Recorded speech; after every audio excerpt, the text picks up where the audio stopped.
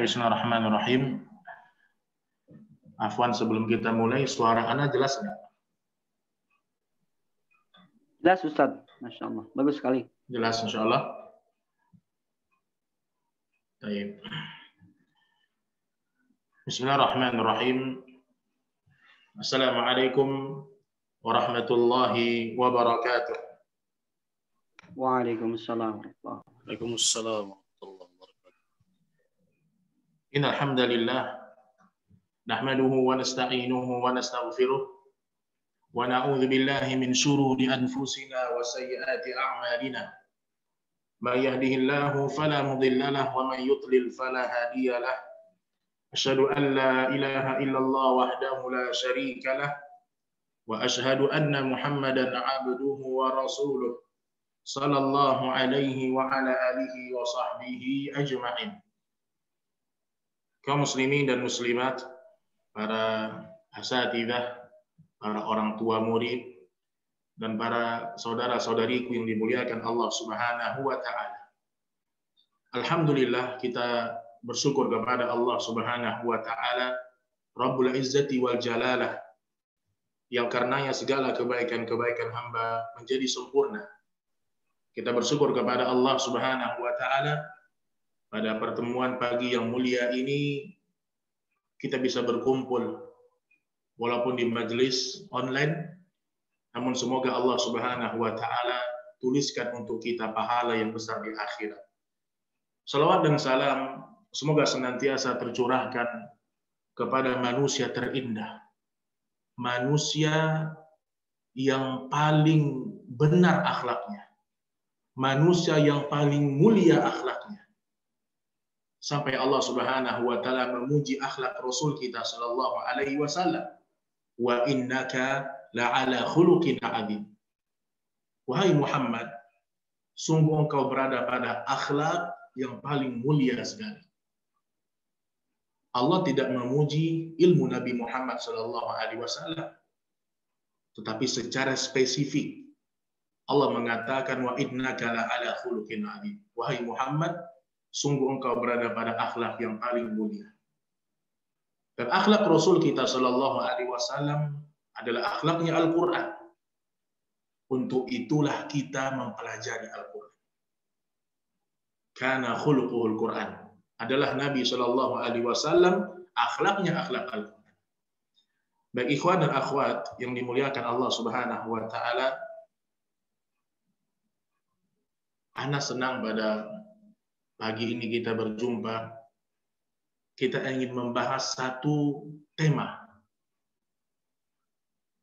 yang sebenarnya setiap kita bertanggung jawab kepada pendidikan anak-anak kita. Karena pada hakikatnya kita ini manusia. Yang manusia tugasnya mengabdi untuk Allah Subhanahu wa taala. Namun terkadang karena profesi yang tadinya niat kita beribadah kepada Allah Subhanahu wa taala, terkadang turun semangat kita. Seorang ustadz, seorang guru, seorang dokter, seorang marbot masjid, karyawan, apapun profesi kita di permukaan bumi, kita ini hambanya Allah Subhanahu wa taala. Ikhwani fi din yang dimuliakan Allah Subhanahu wa taala, kita akan membahas pada pagi ini sikap guru dan orang tua dalam menjaga hafalan Al-Quran anak-anaknya. Sejatinya tidak ada beda antara guru dengan orang tua. Itu diingat dulu. Tidak ada perbedaan antara guru dengan orang tua. Karena setiap orang tua adalah guru untuk anak-anak. Tapi kenapa saya bedakan pada pertemuan ini? Karena kita berharap pada majelis ini ada guru-guru Al-Quran yang mendengarkannya. Ada orang tua murid yang mengharapkan anak-anaknya menjadi para pecinta kitab Allah Subhanahu wa taala. Dan saya rasa tidak ada orang tua yang tidak mau anaknya hafal Al-Quran. Tidak ada orang tua yang tidak ingin anaknya menjadi pecinta kalamullah Subhanahu wa taala. Bahkan di antara keutamaan anak-anak yang menghafalkan Al-Quran dan dia mengamalkan dalam kehidupannya. Apa kata baginda Rasul kita Shallallahu Alaihi Wasallam? Man hafizal Quran wa ya'mal bihi albasallahu tajan walidayhi yaumal qiyamah. Barang siapa seorang anak yang dia menghafalkan Al-Quran dan dia mengamalkan dalam kehidupannya, dia amalkan dalam kehidupannya, kelak dia besok di hari kiamat dengan izinnya Allah Subhanahu wa taala akan memasangkan mahkota kemuliaan untuk ayah ibunya di hari kiamat. Setiap ayah, setiap ibu mengharapkan anak-anak yang menjadi para penghafal kitabullah Subhanahu wa taala. Baik kaum muslimin dan muslimat yang dimuliakan Allah Subhanahu wa taala, saya ketika mempersiapkan materi ini, saya melihat terlalu banyak problem, terlalu banyak yang harus kita bahas agar anak-anak kita itu istiqamah, agar anak-anak kita itu hafalannya kuat. Bukan sekedar menghafalkan di sekolah, kemudian dia melupakan hafalan Al-Quran. Maka disinilah pentingnya peran guru dan orang tua murid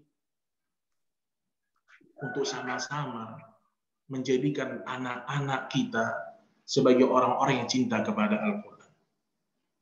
Semua kita punya tanggung jawab, jemaah. Guru bertanggung jawab dengan ilmu yang dia punya, dia mengajarkan semaksimal mungkin apa yang telah Allah titipkan di dalam dadanya.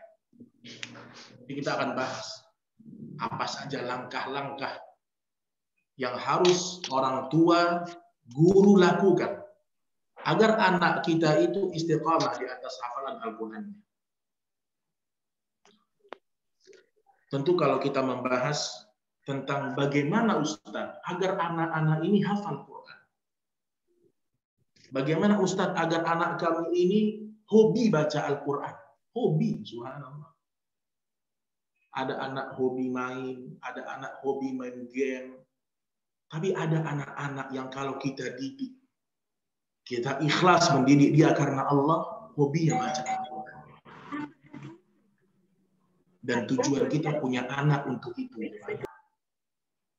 Tujuan kita punya anak agar besok ketika kita meninggal dunia, anak kita bisa doakan kita.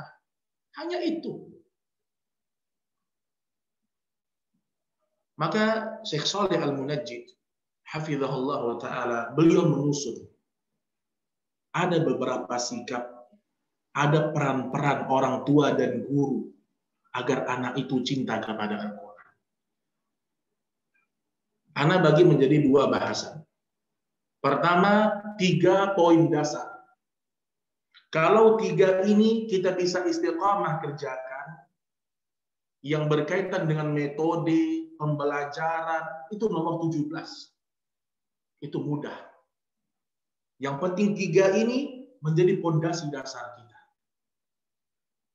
Sehebat apapun kita faham dengan metode Al-Quran, faham bagus gurunya pandai mengajar, waktunya ditentukan kapan setorannya. Kalau 3 pondasi dasar tidak ada, tidak akan pernah berhasil dia menghafal Al-Quran. Tidak pernah berhasil dia menghafal Al-Quran. Apa 3 pondasi itu, jemaah yang dimuliakan Allah Subhanahu wa ta'ala? Setiap amal soleh itu harus ikhlas karena Allah Subhanahu wa ta'ala. Setiap amal soleh itu harus ikhlas, tulus karena Allah Tabaraka wa ta'ala. Nah, kita sebagai guru, saya sebagai guru Al-Quran, juga ada para ustadz-ustadzah yang mendengarkan sebagai guru Al-Quran. Ada orang tua yang mendengarkan, yang sejati memang juga sebagai guru Al-Quran untuk anak-anak mereka. Coba tanyakan pada diri kita. Kita benar-benar nggak ingin punya anak yang hafal Quran? Oh jelas Ustaz. Anak ingin punya anak yang hafal Al-Quran, Ustaz. Tanyakan lagi pada diri kita. Sebesar apa rasa ingin kita, anak kita punya hafalan Al-Quran? Karena Kalau niat kita salah, ketika ingin anak kita hafal Al-Quran, niat kita tidak benar, maka keikhlasan itu tidak akan berbuah hasil. Nggak akan berbuah hasil. Karena ada guru yang niat dia mengajarkan anak Al-Quran, ada supaya orang tua senang sama dia. Atau supaya orang tua itu memberikan sesuatu kepada guru itu. Atau kita sebagai orang tua, kita ingin anak kita hafal Al-Quran. Niat kita bukan karena agar anak kita menjadi anak soleh. Tapi niat kita mungkin salah. Kita ingin banggakan anak kita di depan keluarga-keluarga kita yang lain. Oh, anak saya udah hafal 2 juz, anak ente berapa? Kalau itu niat kita, kita tidak akan pernah berhasil menjadikan anak kita cinta dengan Al-Quran. Dan Allah perintahkan kepada kita agar kita beribadah kepadanya. Dan tidak ada ibadah yang lebih besar, jemaah. Tidak ada ibadah yang lebih agung daripada seseorang itu membaca kitab Allah Subhanahu wa taala. Bal huwa ayatun bayyinatun fi suduril ladzina utul ilm. Itulah ayat-ayat kami yang kami titipkan di dada orang-orang yang menuntut ilmu. Orang dikatakan berilmu kalau di dalam dadanya ada firman Allah Subhanahu wa taala. Wa ma umiru illa liya'budullaha mukhlishina lahu.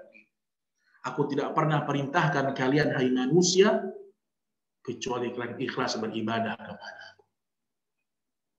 Maka sebelum kita menjelaskan metode-metode, pertama sekali selurus apa niat kita? Ingin punya anak yang hafal Quran. Sejauh apa keikhlasan kita ingin punya anak yang besok bisa membahagiakan kita di akhirat.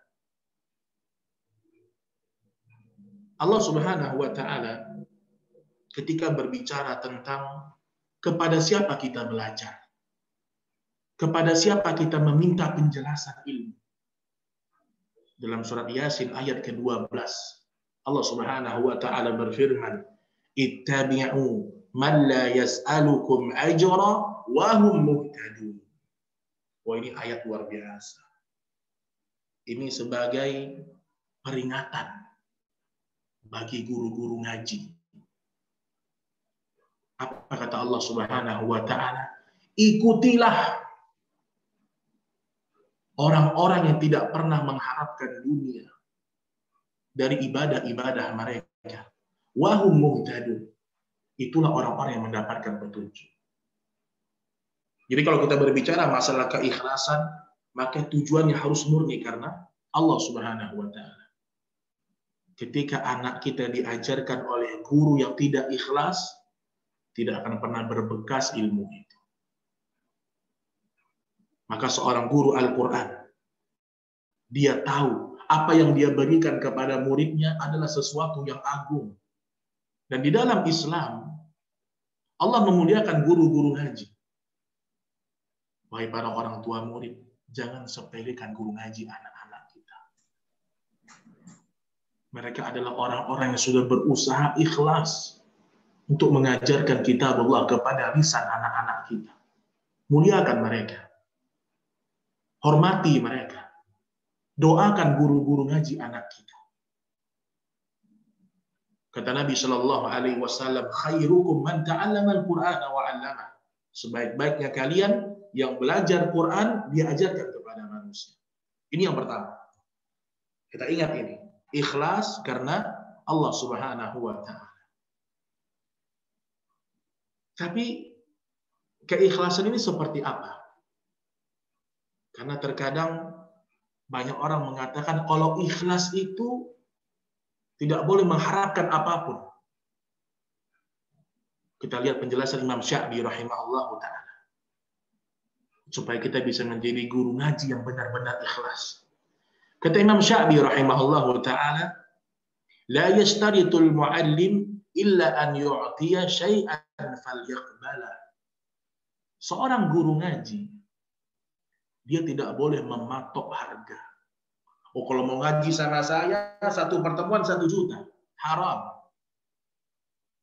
Orang yang seperti ini besok di akhirat Al-Quran akan menjadi bumerang dia di hari kiamat. Al-Quran akan menghancurkan dia di hari kiamat. Kata Imam Sya'bi rahimahullah, guru ngaji, guru Al-Quran, dia tidak boleh mematok harga ketika dia mengajarkan kalamullah kepada manusia. Kalau seandainya, kata Imam Sya'bi rahimahullah, illa an yu'tiya syai'an falyaqbalah. Tapi kalau seseorang memberikan hadiah kepadanya, ya mungkin memberikan sedikit rezeki yang Allah titipkan kepada mereka, diberikan kepada guru, maka dia boleh menerimanya. Tapi mematok, Allah haramkan itu.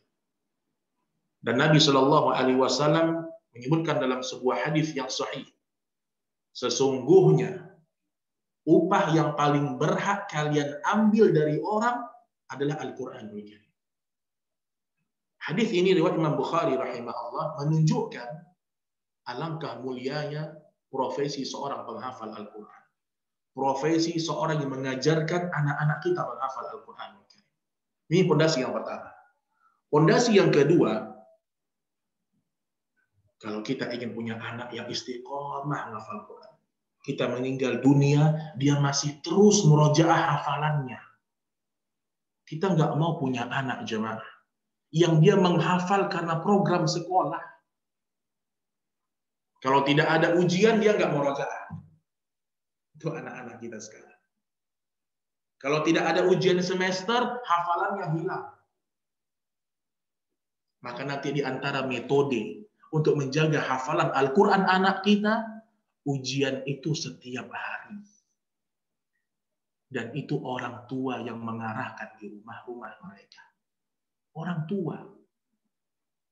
Guru dan orang tua menginginkan seorang anak menjadi ahlul Quran. Niatnya sama-sama baik. Maka masing-masing guru dan orang tua bekerja sama. Bagaimana anak yang sedang kita ajarkan mendapatkan hasil yang maksimal dari Al-Quran. Bukan saling melemparkan tanggung jawab. Bukan saling melemparkan kesalahan. Dan kebanyakan orang tua yang anaknya tidak sukses menghafal Al-Quran. Pengalaman saya pribadi, karena orang tua itu selalu menyalahkan guru ngaji.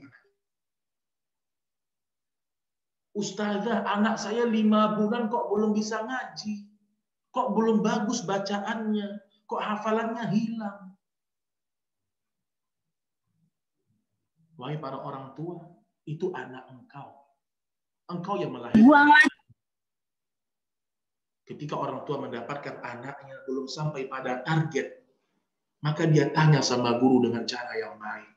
Dia doakan guru anaknya, agar anaknya itu bisa menyerap ilmu dari guru ngajinya. Itu orang tua. Dia tidak menyalahkan guru ngaji anaknya. Dia salahkan diri dia sendiri. Ini yang pertama. Ikhlas karena Allah Subhanahu wa Ta'ala. Kemudian yang kedua, pondasi kedua, sebelum masuk pada metode, jangan masukkan ke tubuh anak kita makanan yang haram. Jangan mimpi punya anak hafal Quran kalau kita setiap hari ngasih makanan haram kepada mereka. Apa kata Nabi Shallallahu Alaihi Wasallam? Zakar rajul yutilu safar. Asy'atha aghbar yamuddu yadayhi ila sama. Ada seorang laki-laki disebutkan dalam kondisi safar. Bajunya compang-camping, rambutnya berantakan.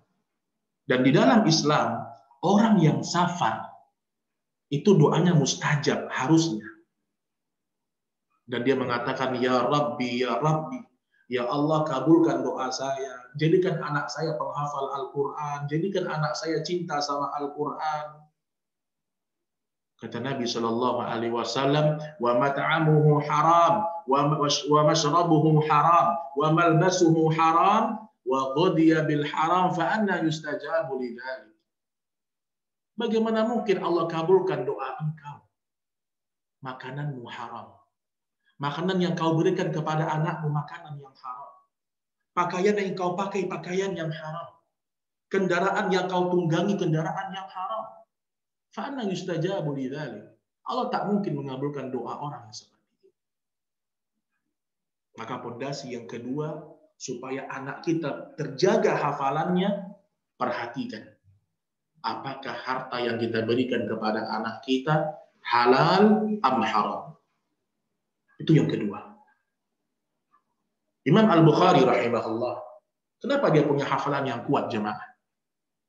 Selain memang dia mengulang hafalannya, tapi kata ibunya apa? Semenjak kecil, aku belum pernah menyuapkan kepada anakku Bukhari satu suap pun makanan yang haram. Subhanallah. Yang kedua, perhatikan makanan yang kita berikan kepada anak kita. Kemudian yang ketiga, sebelum kita masuk pada metode-metode, karena metode ini ribuan. Metode ini ribuan. Ada banyak metode di dunia ini. Ada banyak para ulama menulis bagaimana metode-metode. Tetapi metode tidak pernah bermanfaat kalau 3 pondasi dasar tidak kita perhatikan. Yang ketiga, doa sama Allah. Doa sama Allah. Kadang-kadang orang tua lihat anaknya malas ngaji, dimarahin. Kamu kok nggak ngafal-ngafal? Kan besok ujian, nak. Anaknya dimarahkan, balas jawab. Ibu hafal nggak? Ayo. Gimana? Sekarang anak-anak pintar menjawab pertanyaan orang tua. Ibu nyuruh saya ngaji, bapak nyuruh saya ngaji. Bapak hafal nggak ayat ini? Apalagi anak-anak yang sudah balik. Dia berani ngomong itu sama orang tua.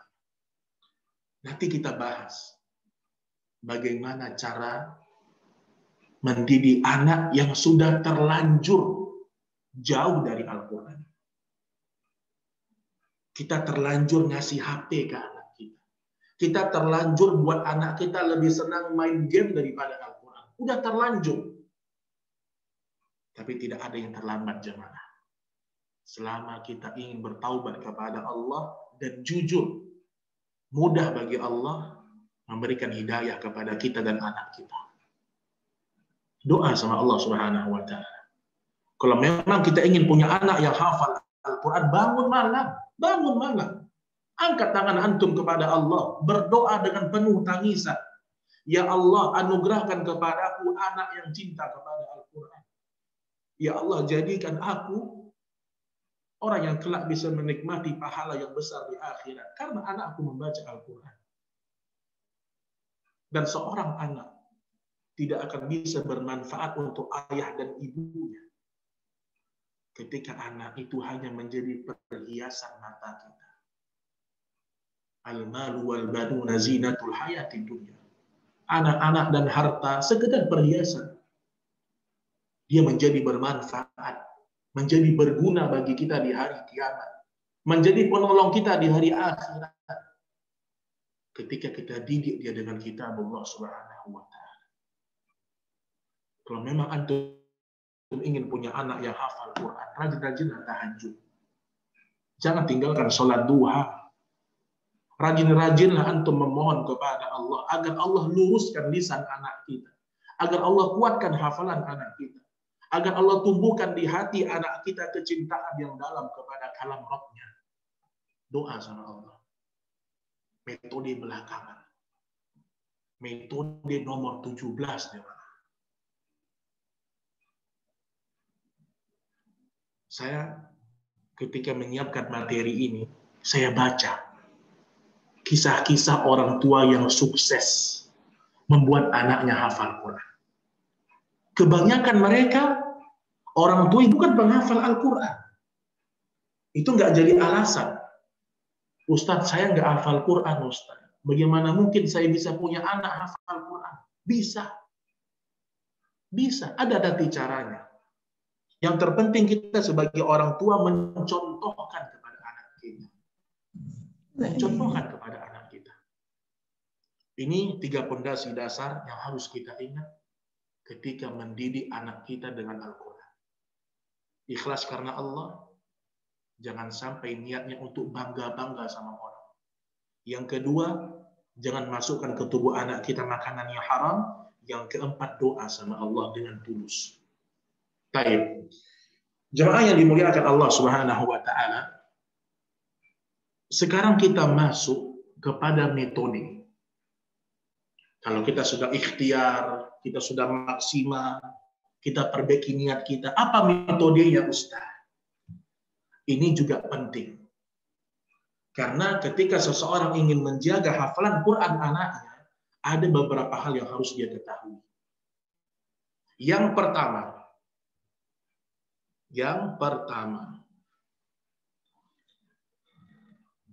carikan untuk anak kita guru ngaji yang benar-benar ahli di bidangnya.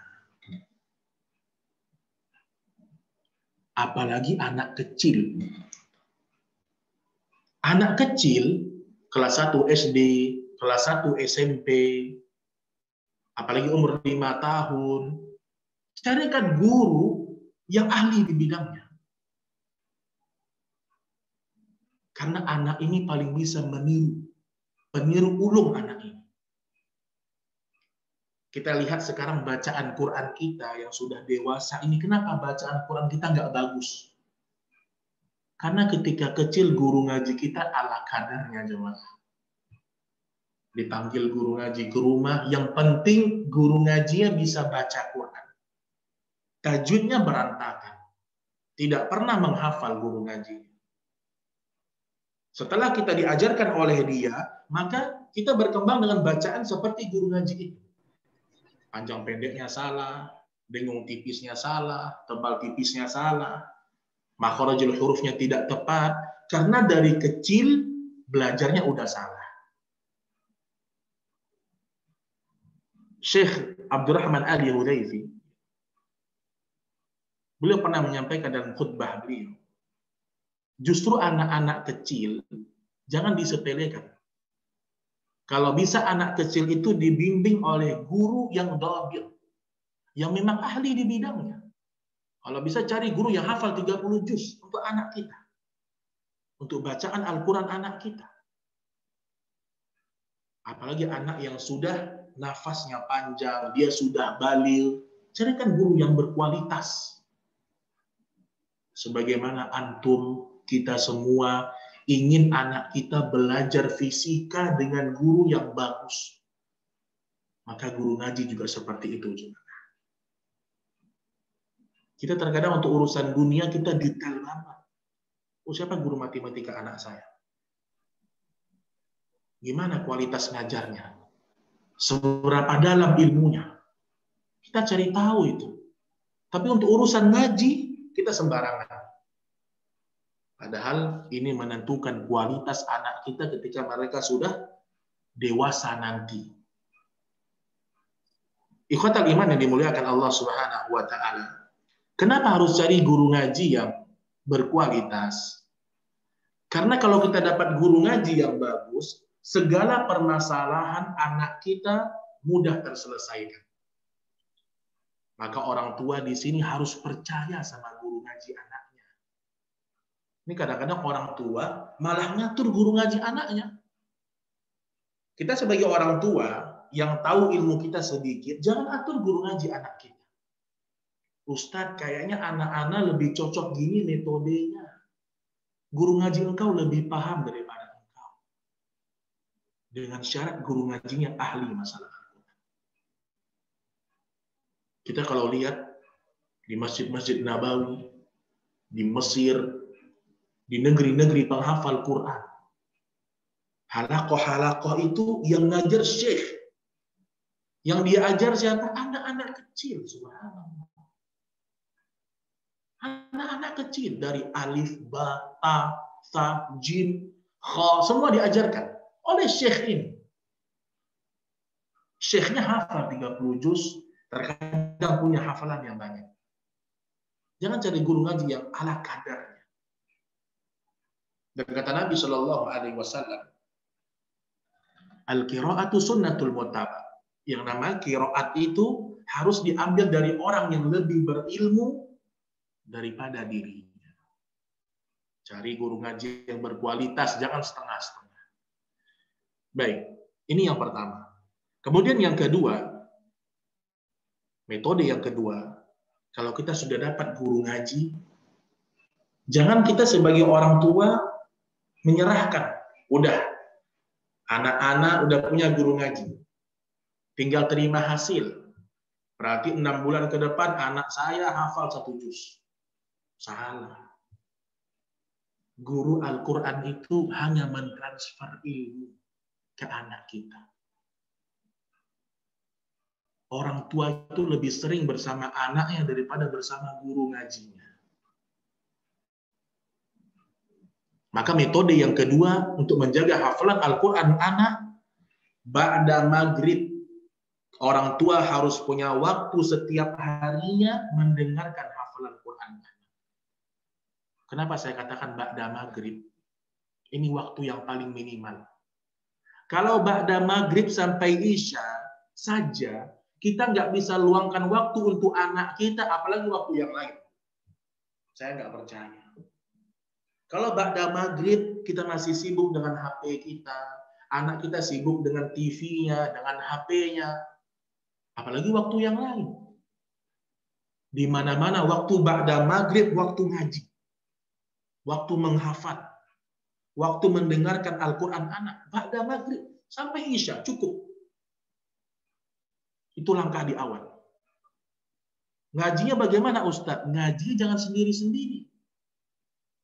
Ini saya sedang bicara masalah metode, maka saya tidak akan banyak mengeluarkan dalil. Kita lebih kepada teknis yang ulama sampaikan sama kita. Jadi ba'da maghrib itu semua kumpul di satu ruangan. Itu kata Syekh Shalih Al-Munajjid. Jangan ibu ngaji di kamarnya, bapak ngaji di ruang tamu, anak ngaji di kamar sendiri. Jangan. Ciptakan suasana rumah itu ba'da maghrib tilawatul Quran. Indah jemaah. Anak ini yang kecil nyetor sama ibunya. Sang ibu mendengarkan bacaan anaknya. Tapi anak nggak hafal Ustadz apa yang anak-anak sedang hafal. Buka Al-Quran. Engkau buka Al-Quran wahai para orang tua. Buka Al-Quran. Anak malu Ustadz sama anak-anak. Nah ini jadi masalah. Orang tua tidak boleh malu sama anak. Salah satu yang membuat gagalnya anak kita menjaga hafalan Qur'annya, orang tua tidak mau jujur sama anak. Misal begini kasus. Muhammad, kamu nggak ngaji, nak. Besok kan harus setor hafalan sama guru. Anak kita bilang, iya mah, sekarang saya setor hafalan surah Al-Fajr. Kita suruh ulang hafalan kamu ya, jangan banyak main ya. Anak kita jawab, mama hafal nggak? Subhanallah. Nah orang tua ketika mendengarkan itu dari anaknya, jangan dia gengsi. Dia panggil anaknya. Nak, ibu belum hafal. Bisa ajarkan ibu, nak. Subhanallah. Jadi terkadang anak itu tidak mesti dia terus setor sama kita. Tapi kita yang setor sama anak kita. Untuk pendidikan di awal. Kita libatkan anak kita di rumah itu menjadi pengajar kita. Kalau memang kita tidak mampu menghafalkan ayat-ayat Allah. Dan mestinya orang tua berusaha menghafalkan Al-Quran. Jangan orang tua gengsi. Ya ibu kan udah nggak hafal. Jangan. Dia akui kesalahannya. Iya nak, ibu belum hafal. Bisa bantu ibu ngafal bersama ibu. Saya yakin seorang anak yang ibunya ngomong seperti itu, anaknya dengan senang hati membantu ibunya. Walaupun anaknya masih kecil, kelas 6, kelas 8, dibantu ibunya ngafal Quran. Maka yang kedua ini yang sangat penting, ba'da maghrib jangan sampai nggak ngaji Bapak Ibu.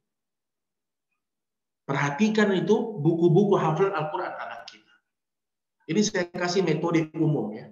Kita belum bicara masalah yang lebih detail. Tapi ini langkah-langkah di awal. Beda kalau kita sedang bahas anak yang sudah hafal 30 juz, bagaimana menguatkannya, bagaimana proses mengambil sanadnya, ini beda lagi bahasannya. Sekarang bahasan dari awal aja. Bagaimana anak itu yang sudah dia hafal tidak lupa. Cara yang kedua, ba'da maghrib ngaji. 1 jam cukup. Kemudian yang ketiga, jemaah yang dimuliakan Allah Subhanahu wa taala. Nanti kita kasih waktu jam 11 untuk tanya jawab insyaallah.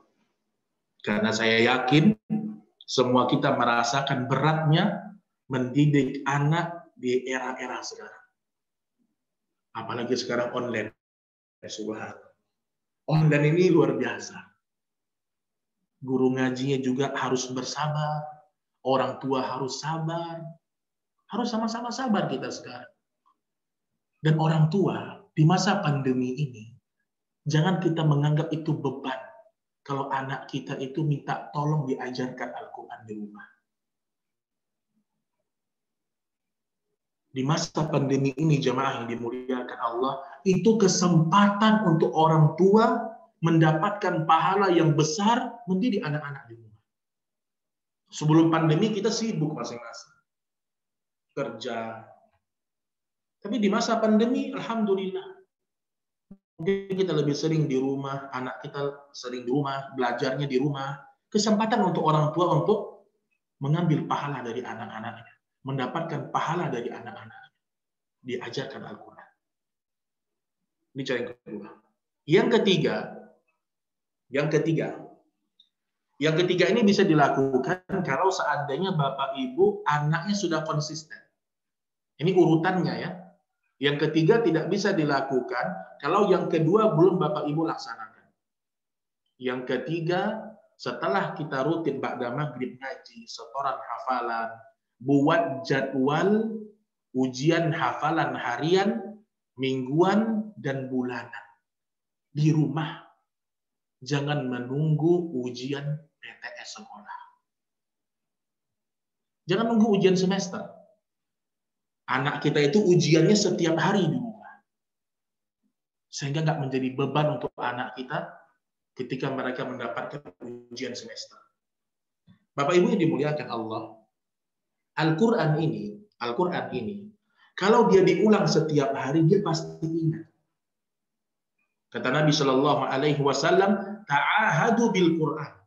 Sering-sering kalian ulang Al-Quran itu. Sering-sering diulang. Lahu asyaddu tafallutan. Sesungguhnya dia lebih cepat hilangnya dari unta yang lepas dari tunggangan. Antum pernah nggak lihat unta lepas dari tunggangannya? Larinya kencang, subhanallah. Quran lebih cepat daripada itu hilangnya. Jadi kalau anak kita sekarang menghafal misalnya surat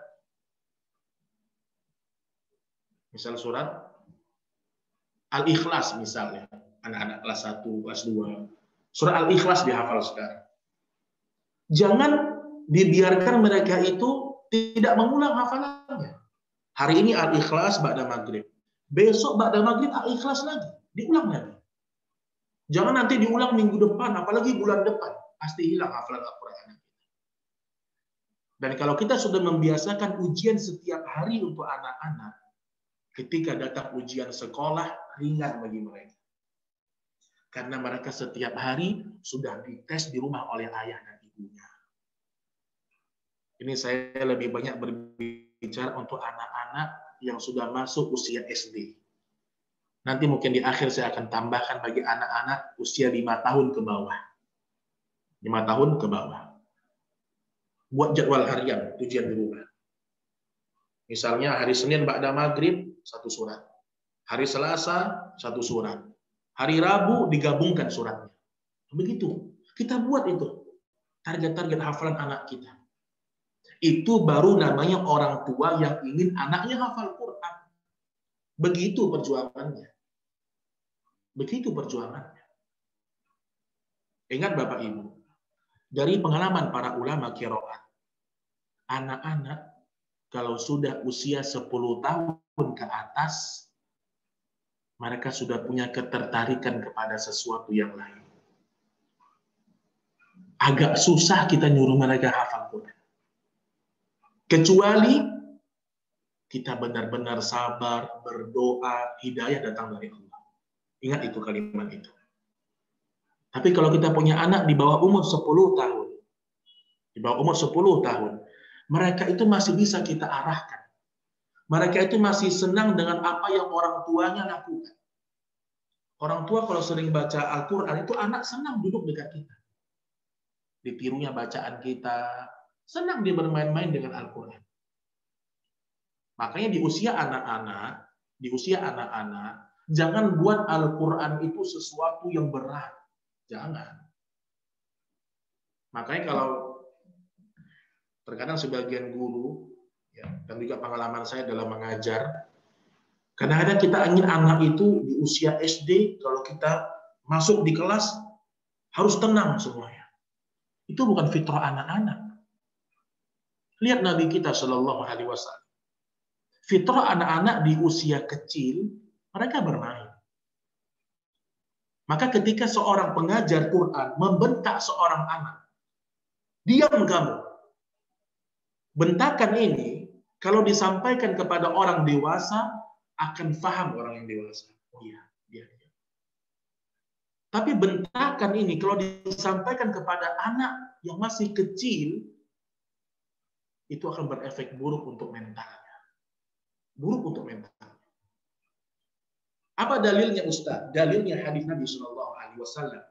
Nabi pernah sedang khutbah, menyampaikan sebuah mau'izah di atas mimbar. Datang Hasan dan Husain. Hasan datang, jungkir balik di depan mimbarnya Nabi. Anak-anak. Nabi nggak marah, dan para sahabat tidak marah. Para sahabat tetap fokus mendengarkan. Nah, maksud saya, tidaklah benar ketika anak-anak di usia yang masih kecil, kita marahkan dia menghafal Quran. Tidak benar. Dan Nabi Shallallahu Alaihi Wasallam itu manusia yang lembut. Inna rifqa la yakunu fi syai'in illa syana, wa la yunza'u min syai'in illa syana. Tidaklah kelemah lembutan ada pada sesuatu kecuali akan memperindahnya. Ajarkan baik-baik sama anak kita. Nah, juga termasuk di sini ya, pengalaman hari-hari kita, Bapak Ibu yang dimuliakan Allah, kalau kita sedang baca Al-Qur'an, kita sedang fokus nih ngaji. Anak kita datang ganggu kita. Kata Syekh Saleh Al-Munajjid, jangan sampaikan ke anak, nak jangan ganggu ibu sedang ngaji loh. Jangan. Itu berefek sama mental anak. Kata Syekh Saleh Al-Munajjid, panggil anak itu. Sini nak. Kata Syekh Saleh Al-Munajjid, ibu sedang dengan kitabullah. Ibu sedang baca Al-Quran. Dipeluk anak itu. Anak itu pasti diam. Tapi kita orang tua nggak sabar. Kita sedang ngaji, anak kita ganggu kita, merengek depan kita marahkan. Jangan. Panggil dia, peluk dia. Sebentar ya nak, ibu sedang baca Al-Quran. Itu beda sama hati anak, beda. Coba antum terapkan. Makanya Nabi kita Shallallahu Alaihi Wasallam sangat cinta kepada anak-anak. Nabi pernah berjalan bersama Ibnu Abbas. Ketika Ibnu Abbas masih kecil pada waktu itu. Ibnu Abbas ini sahabat mufassir Quran. Orang yang paling pandai menafsirkan Al-Quran. Nabi pernah berjalan bersama beliau masih kecil pada waktu itu.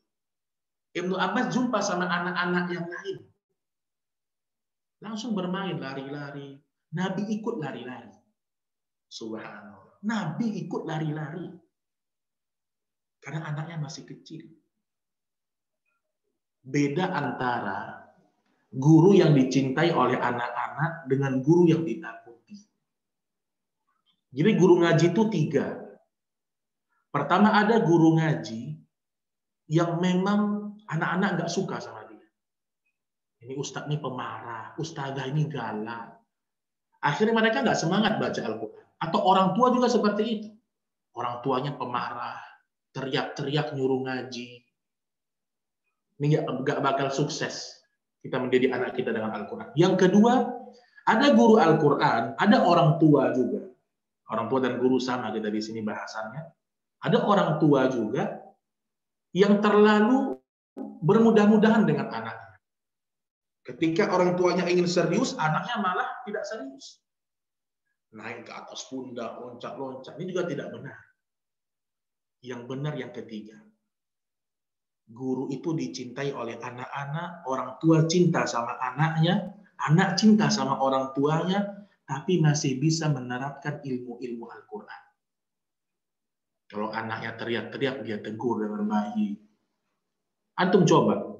Kalau antum teriakin anak antum, dia balik teriak sama kita. Itu yang Nabi Shallallahu Alaihi Wasallam tekankan, pendidikan Al-Quran kepada anak-anak di usia kecil, penganjuran. Dan jangan pernah punya target.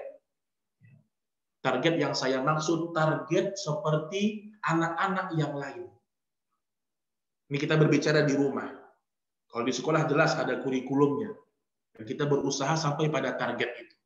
Tapi kita orang tua di rumah, jangan kita bandingkan anak kita dengan anak orang. Anak si fulan dia bisa hafal 5 tahun 30 juz. Jangan. Yang terpenting bukan menghafal di cepat. Ada anak hafal cepat usia 7 tahun hafal 30 juz. Tapi ternyata setelah balik dia nggak pernah ngulang hafalan lagi. Bahkan sebagian mereka juga terkadang melalaikan hafalan Qur'annya. Maka yang paling terpenting tetap menghafal. Tetap terus tanamkan cinta Al-Quran kepada anak. Bacakan ayat-ayat Allah, bacakan hadis-hadis Nabi Shallallahu Alaihi Wasallam tentang keutamaan Al-Quran kepada mereka. Itu dia yang poin berikutnya. Kemudian yang keempat, ya, pujian dan hadiah untuk sang anak. Pujian. Tahadu, tahabu, kata Nabi.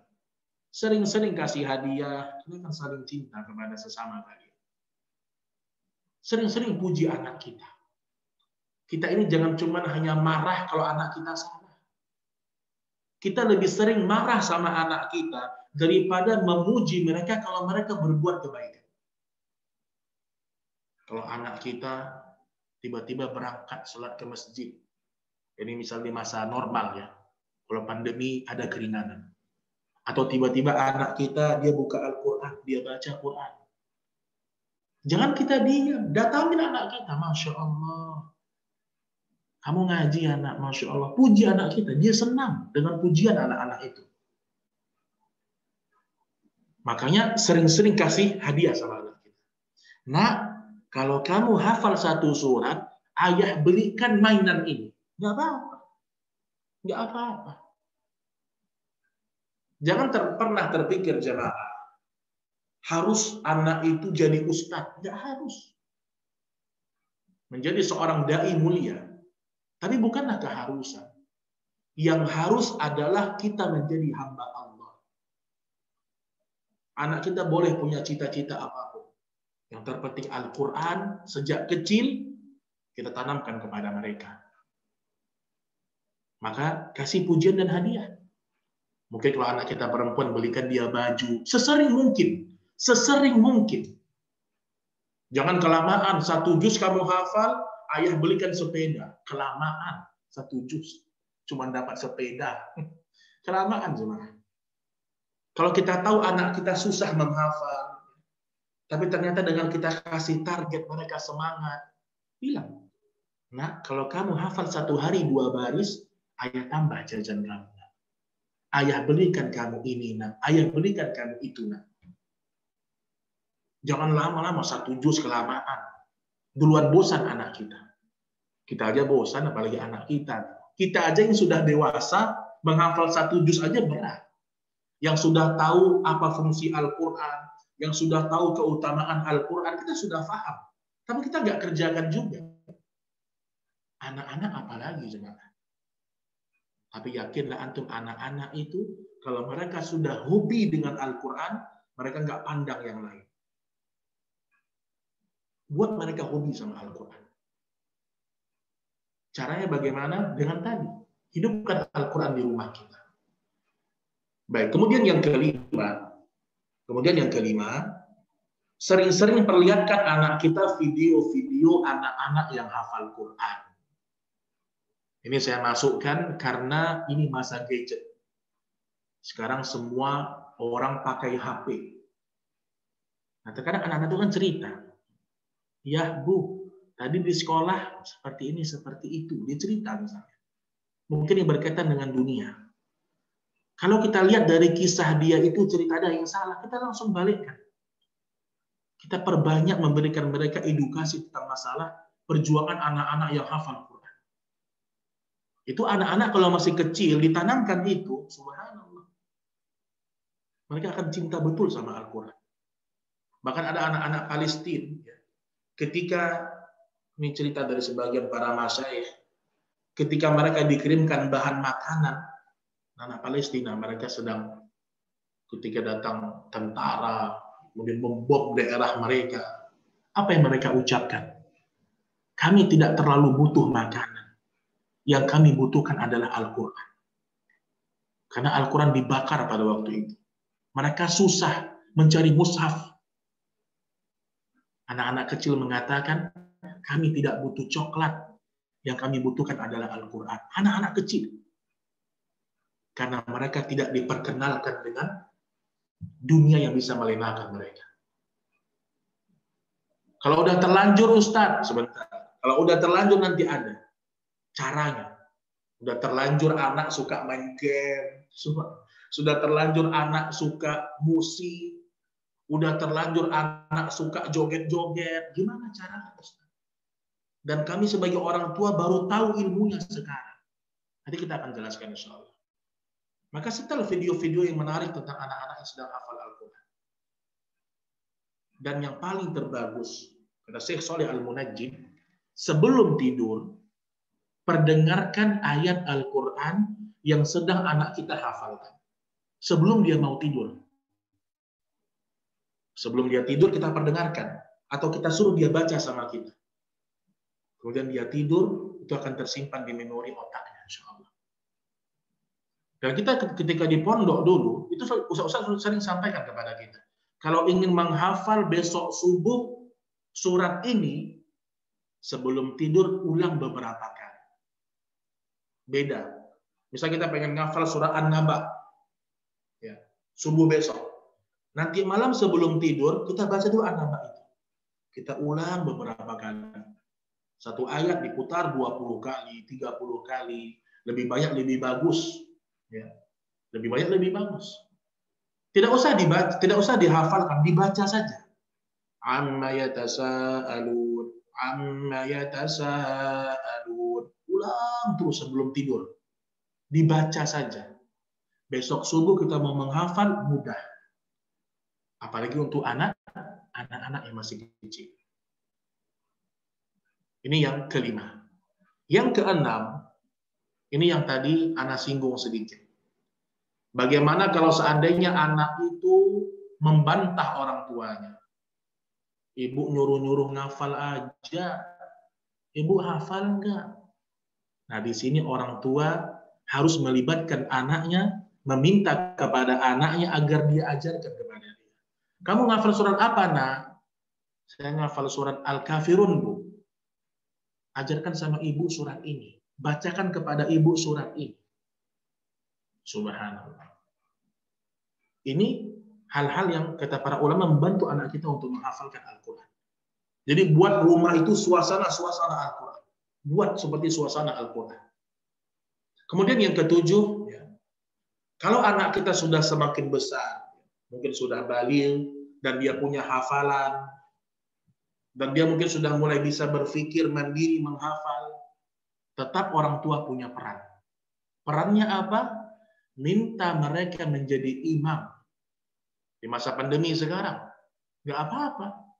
Kalau ibu punya anak SMP, hafalannya sudah bagus, bacaannya bagus, boleh jadi imam kita.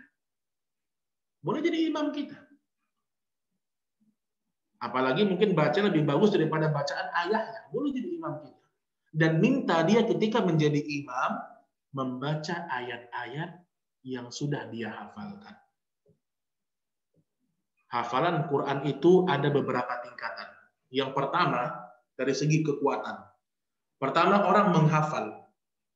Menghafal sendiri, diulang sendiri. Nah, kalau ini kualitasnya tidak terlalu kuat biasanya. Ada orang hafal sendiri, murojaah sendiri, biasanya kualitasnya kurang bagus. Kecuali setelah itu dia mencari guru. Tingkatan yang kedua, kekuatan hafalan. Dia menghafal sendiri, kemudian dia setorkan sama gurunya. disetorkan kepada orang lain. Itu akan memperkuat lebih hafalan. Tingkatan yang ketiga, dia menghafal, kemudian dia bisa baca di dalam sholat wajib dan sunnah. Ketika seseorang sudah bisa membaca Al-Quran di dalam sholat dengan hafalannya, insya Allah itu hafalan semakin kuat. Hafalan semakin kuat. Anak-anak kita masih kecil, biasakan mereka menjadi imam kita. Apalagi misalnya di masa pandemi sekarang, di rumah kita sholat. Dan terkadang subhanallah ya, di masa pandemi ini, kita ini banyak futur kadang-kadang. Mungkin sebagian kita tidak ke masjid, ya karena ada wabah seperti ini. Kita nggak ke majelis ilmu, sehingga semangat kita beragama berkurang. Padahal sebelum COVID dan sesudah COVID, status kita sama, hamba Allah. Kita wajib mengabdi untuk Al-Quranul Karim. Maka ya, di masa pandemi seperti ini, kalaupun kita sholat di rumah, anak kita sholat di rumah berjamaah, jangan sendiri-sendiri. Para ulama ketika membolehkan kita sholat di rumah di masa pandemi, mereka memberikan syarat. Kalau di rumah itu ada orang tua, atau ada orang yang bisa diajak berjamaah sholatnya. Subhanallah, jangan sendiri-sendiri. Ibu sholat sendiri di kamarnya, anak sendiri. Ini akan mengurangi suasana ibadah. Itu yang ke-7. Ya. Kemudian yang terakhir, ya, walaupun masih banyak poin-poin yang lainnya, ya, namun karena keterbatasan waktu kita cukupkan di poin yang terakhir. Ya. Ada beberapa hal yang harus kita sampaikan juga pada pertemuan ini.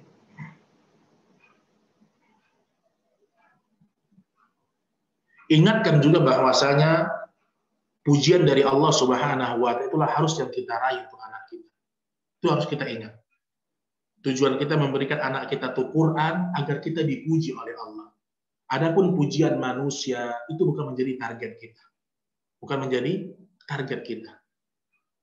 Dan saya sekali lagi sampaikan, yang paling terpenting jangan kita salah niat ketika menyuruh kita anak kita hafal Quran. Bukan untuk pamer. Bukan untuk sekedar lulus di UI. Bukan. Bukan sekedar untuk supaya lulus di universitas. Bukan.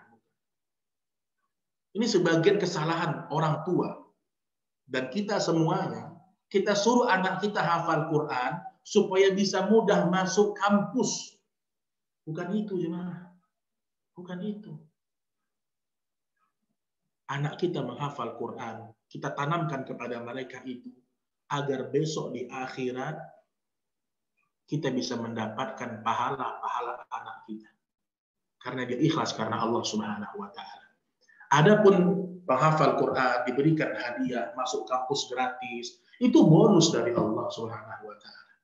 Itu keberkahan lain dari Al-Quran. Tapi itu bukan menjadi tujuan kita. Tujuan kita adalah menjadikan Al-Quran di hati anak-anak. Ada satu doa yang Nabi Shallallahu Alaihi Wasallam sampaikan. Di antara doa Rasulullah Shallallahu Alaihi Wasallam, "Antaja'al Qur'an ar-rabi'a qulubana." Allahumma inna nas'aluka bi kulli ismin huwa lak. Ya Allah, aku meminta kepadamu dengan seluruh nama-nama. Samaita bihi nafsak, yang engkau sendiri memberikan nama itu kepada dirimu. Au anzaltahu fi kitabik, atau nama itu engkau sebutkan di dalam Al-Quran. Au 'allamtahu ahadan min khalqik, atau namamu yang mulia itu diajarkan oleh manusia dalam dakwah-dakwah mereka. Apa kata Nabi Shallallahu Alaihi Wasallam?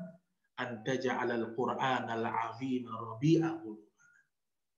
Jadikanlah Al-Quran ini ya Allah sebagai cahaya di hati kami, cahaya untuk anak-anak kami, cahaya untuk keluarga kami. Wa nura sudurina, cahaya yang menderang dalam dada kami. Makanya para ulama ketika menyebutkan, ketika seseorang lupa dari hafalan Al-Quran, sejatinya bukan mereka lupa. Allahumma dzakirna minhuma nusina. Doa yang sering disebutkan, tapi maknanya benar. Ya Allah, ingatkan kami, ingatkan anak kami, ingatkan keluarga kami dari apa yang telah Al-Quran lupakan dari mereka. Maksudnya apa? Ketika anak kita lupa satu surat, Al-Quran yang menjauh dari anak kita. Ketika kita lupa satu surat sebagai orang tua, Al-Quran yang nggak mau sama kita. Bukan kita yang melupakan Al-Quran. Maka tolong kepada orang tua, yang saya yakin semua yang hadir di sini berharap anak-anaknya sukses menghafal Quran. Bantu kami sebagai guru-guru Al-Quran untuk terus memperjuangkan anak-anak kita bisa hafal Quran. Hindarkan anak-anak kita dari musik. Wallah, musik hindarkan. Hindarkan anak-anak kita dari TikTok. Na'udzubillah. Hindarkan. Anak-anak joget-joget. Ngapain? TikTok, Ustaz. Subhanallah. Hindarkan mereka semua dari itu. Dan saya berdoa kepada Allah Subhanahu wa Ta'ala agar Allah menganugerahkan kepada kita niat yang ikhlas, semangat yang tinggi, yang tidak berputus asa, untuk selalu menjadikan Al-Quranul Karim menjadi pedoman dalam hidup kita dan menjadi cita-cita tertinggi untuk anak-anak kita. Wallahu a'lam bishawab. Ini bisa Anda sampaikan pada pertemuan ini. Semoga bermanfaat untuk anak pribadi dan kita semuanya. Apa yang baik semua datangnya dari Allah. Apa yang salah, yang tidak baik karena kurangnya ilmu anak dalam menyampaikan. Wallahu a'lam bishawab. Ini bisa Anda sampaikan pada pertemuan ini. Kalau ada yang mau ditanyakan sebelum ditutup, saya persilahkan. Tafadhol. Ya, Masya Allah, barakallahu fiik, Ustaz. Alhamdulillah. Ada beberapa pertanyaan, Ustaz. Pertanyaan yang pertama. Assalamualaikum, Pak Ustaz. Waalaikumsalam warahmatullahi wabarakatuh. Mohon diinfo potongan ayat Quran yang Pak Ustaz bacakan awal tadi tentang kemuliaan yang Allah berikan pada siapapun.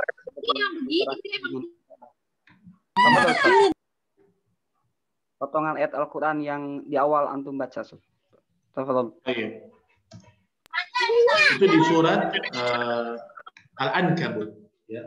Bal huwa ayatun bayyinatun fi suduril ladzina utul ilm. Al-Ankabut ayat 49. Ya. Al-Ankabut ayat 49.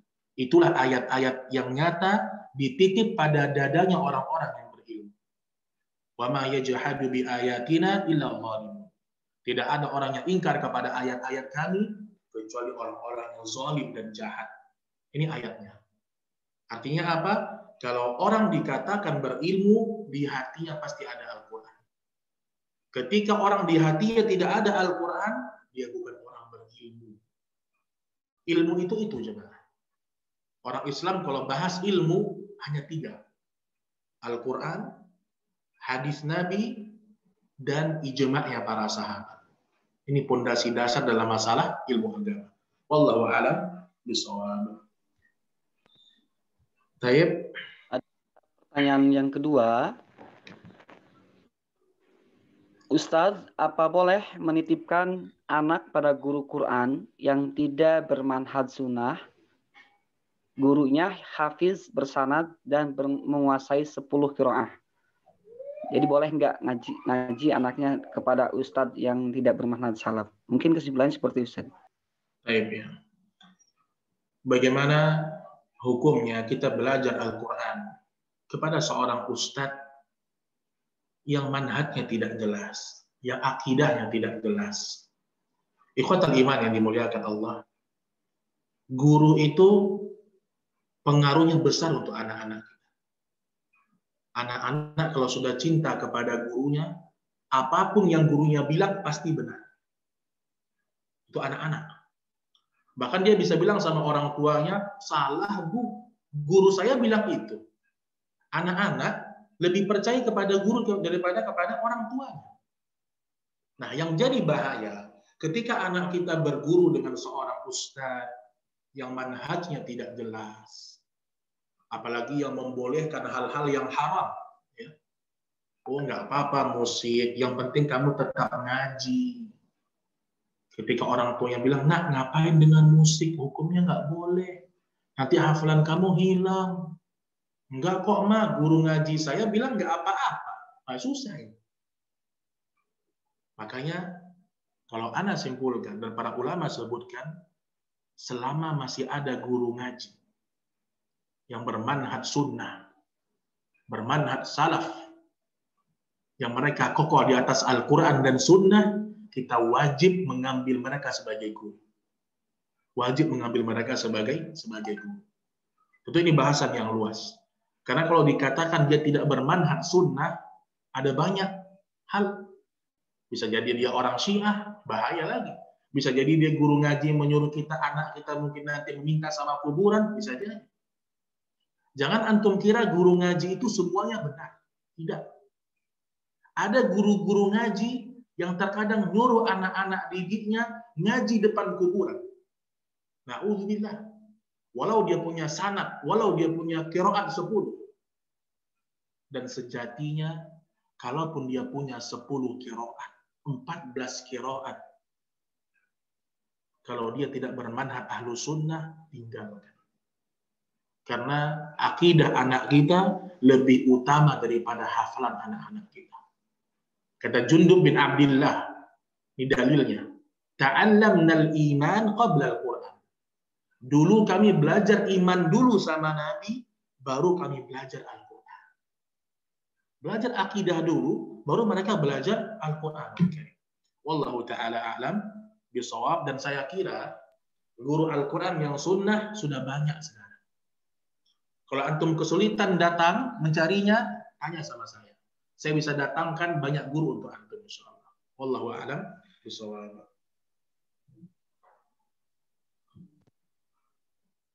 Pertanyaan yang ketiga, Assalamualaikum Ustaz. Waalaikumsalam. Bagaimana caranya metode menghafal anak yang sudah dewasa dan metode bagi orang tua yang ingin menghafal Al-Quran? Syukran Ustaz. Barakallahu fiik.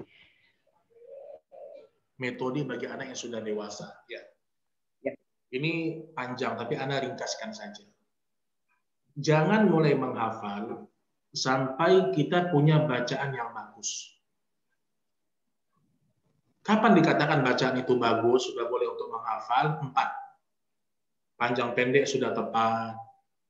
Tahu yang 2 harakat, tahu yang 4 harakat, sudah bisa kita bedakan. Kemudian tebal tipis huruf, kita sudah bisa bedakan. Kemudian baris, kita sudah bisa bedakan. Dan kelancaran. Nah, kalau memang bacaan sudah lumayan, tajwid umum sudah dapat, maka boleh antum menghafal. Tetapi sesungguhnya menghafal itu tidak dimulai sampai kita itu bagus ngaji kita. Nah, kita tahu ngaji kita bagus kalau kita tanyakan kepada guru. Tanyakan kepada guru. Dan orang dikatakan ngajinya bagus itu bukan karena iramanya bagus. Ingat itu. Bukan karena iramanya bagus. Ada orang iramanya ya, seperti naik turun gunung. Tapi panjang pendeknya berantakan, hurufnya berantakan. Belum pandai ngaji dia berarti. Tapi ada anak, mungkin suaranya nggak terlalu bagus. Tapi tajwidnya mantap. Udah dewasa ya, tajwidnya bagus. Karena yang namanya irama itu, orang kalau tajwidnya sudah bagus, pasti iramanya bagus. Karena tajwid itu bagian dari irama. Panjang pendek itu irama. Dengung tidak dengung itu irama. Makanya kalau ada anak atau orang dewasa, dia belum pandai melakukan, tidak ada masalah. Yang penting dia belajar tahsin dulu. Nah, belajar tahsin yang benar seperti apa? Ya, ini anak sampaikan kepada orang-orang yang mungkin baru awal ingin belajar Quran. Belajarlah tahsin yang praktek. Antum belajar dari Al-Fatihah sama guru, face to face. Kalau susah sekarang yang online sementara. Dari Al-Fatihah sudah selesai, pindah ke surat Al-Ikhlas, An-Nas. An-Nas.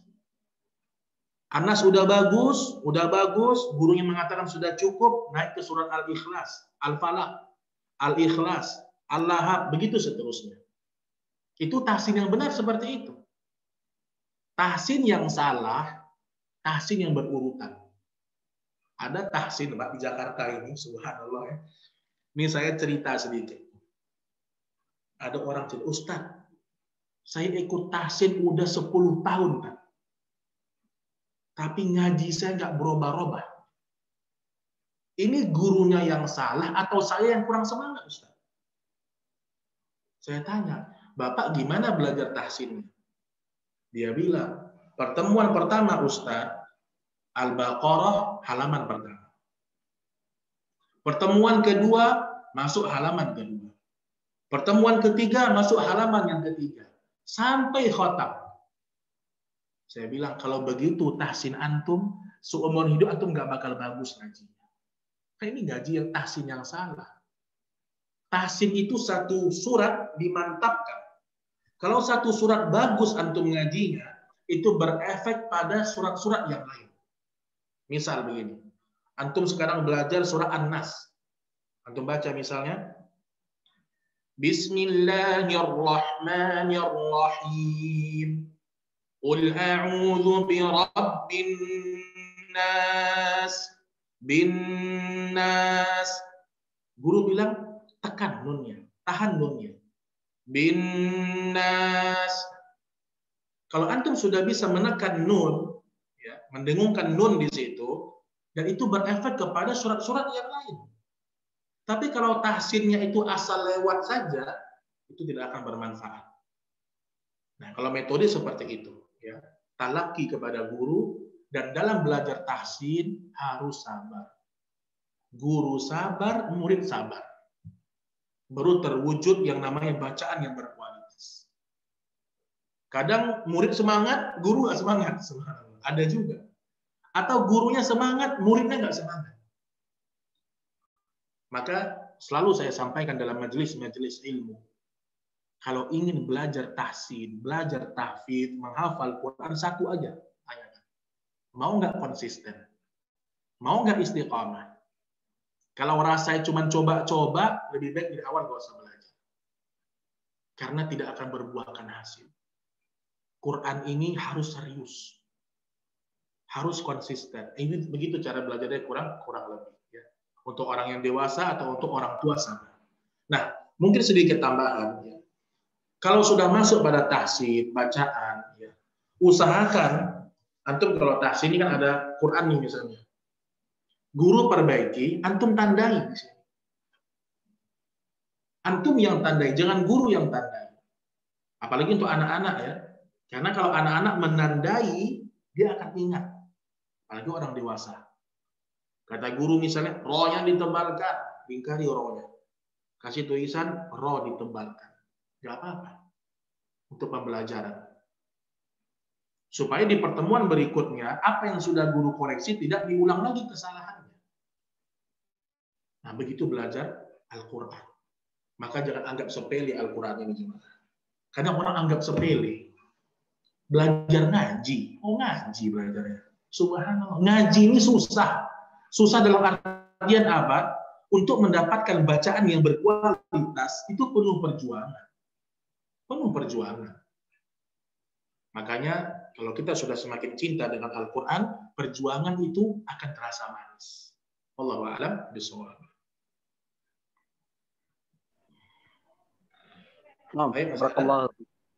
Masih banyak nih Ustadz pertanyaannya, Masya Allah. Ini saran buat admin ya, agar rekaman kajian ini diupload di channel YouTube Yayasan Abu Fahri ya. Baik nanti mungkin di channel SMP maupun di channel SD. Insya Allah nanti oleh adminnya di upload ya. Pertanyaannya berikutnya Ustadz. Assalamualaikum Ustadz. Waalaikumsalam warahmatullahi wabarakatuh. Dalam kondisi home learning seperti ini, anak-anak menjadi terkondisikan untuk terbiasa dengan gadget. Akhirnya keterusan bermain gadget dan membuang-buang waktu. Sedangkan Al-Quran tidak tersentuh. Bagaimana mengatasinya Ustadz? Syukron. Tafadhol Ustadz. Jadi anaknya main habis pembelajaran online keterusan main. Ya, anak-anak di masa online mereka pasti pegang HP. Pasti mereka pegang HP. Dan terkadang mungkin dengan mereka kenal sama HP, akhirnya mereka malah ingin coba-coba yang lain dari HP. Maka tidak ada cara yang lebih efektif kecuali dua. Syekh Shalih Munajjid menyebutkan hafizahullah yang berkaitan dengan masalah HP ini dengan Al-Quran yang pertama. Kata beliau, kalau anak kita itu sudah kita berikan HP, harus ada aturan pakai. Ada aturan pakai. Ustadz terlalu keras, Ustadz. Mau nggak punya anak Quran yang hafal Quran? Kalau kita tidak mendidik mereka tegas dari awal, kita yang menyesal nanti. Dan saya sudah temukan banyak orang tua yang menyesal, kenapa saya dulu tidak begitu, Ustaz. Saya menyesal, Ustaz.